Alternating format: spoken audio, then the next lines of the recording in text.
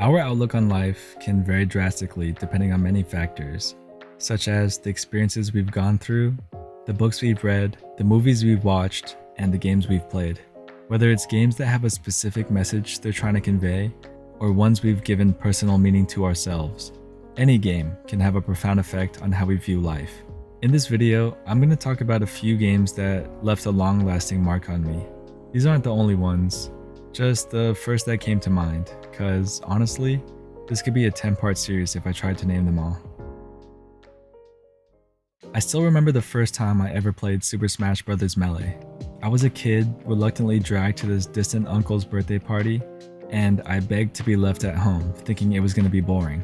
But my parents refused. I sulked all the way there, up until I saw Pikachu fighting Mario and other characters I've never seen before on their TV, and I was instantly floored.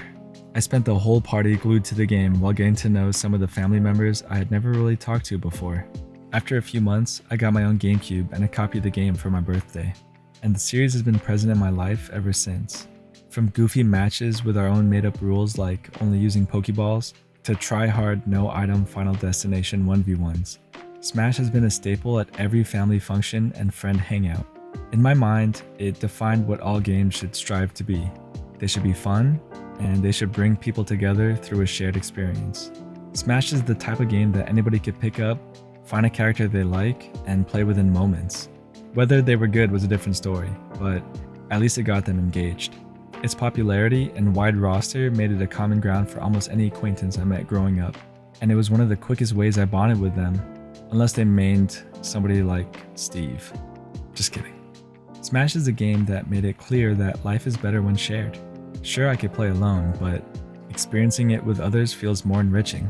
It allows for deeper bonds, quick skill progression, friendly competition, and in my experience, more joy. Even in single-player games, I love reading or watching other people's takes to understand their unique perspectives, and I suspect it's something that you appreciate as well. Otherwise, you probably wouldn't be watching this video. Seeking out shared experiences is something I try to do every day, and I would love nothing more than for Nintendo to keep adding to the series so I can keep spiking noobs for years to come. While creating my first character in Maplestory, I never expected it to be the game that would help me grow into myself as a person, be the setting for my first serious relationship, and influence my career. If you're not familiar, Maplestory is this vibrant 2D side-scrolling MMO that competed with RuneScape and World of Warcraft back in the day. And while it's gone through a ton of changes throughout its 20-year life, the early days of the MMO felt magical. What made it so special were the systems in the game that almost made socializing with other players a requirement. Cooperative party quests had players grouping up to complete challenges and offered the most efficient way of leveling up. There were hundreds of guilds anybody could join, and a culture that accepted both players who just wanted to sit around and chat all day, and players who were obsessed with gear and leveling up. For someone who was still insecure about themselves, the game's anonymity was a perfect way to get more comfortable with being who they were. Anyone could be whoever they wanted to be behind their character, and I used that opportunity to be myself. To my surprise, my buddy list filled up fast, and it was the confidence booster I needed as an angsty loner teenager. I even got into an online relationship with someone a few states away, and over the course of a year, learned a lot about what it meant to be in love. We FaceTime often, okay, so no catfishing here. Not to mention, the game also taught me entrepreneurial skills, like finding market gaps to profit from, which I later learned formally while earning my college degree.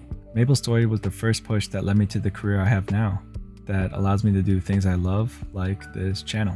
But the most important lesson I learned from Maplestory is that all good things come to an end, because over time, the game changed, in good ways and in bad ways. Friends started to log in less frequently, and we'd have conversations that I started to understand would be our last. I tried to hold on to that magic for as long as I could, even joining private servers that promised an experience that mirrored the past, but I knew it would never be the same. But every ending paves way for new beginnings, and I'm happy I got to experience a unique era from this game at all. The last game on this list is one that's almost more of a book, and that's Disco Elysium. I feel like I could talk about this game for hours, but for the sake of not spoiling it for anyone who's even remotely interested, I'll hold back. To give you a quick understanding of it, in Disco Elysium you play as a detective whose life is falling apart due to a bad drug addiction, and you and your partner set off to try and solve this murder mystery in a crumbling city in a really cruel, dying world. It sounds super depressing, but it ended up being one of the funniest, most optimistic games I've ever played. Every character feels multifaceted, and the dialogue, art direction, and music were really moving. I probably felt every emotion while playing this game. In each conversation, quest objective, and description of the world, you can feel the message the creators were trying to communicate, that life is guaranteed to have moments of deep pain and suffering. But what's not yet determined is how we deal with that pain.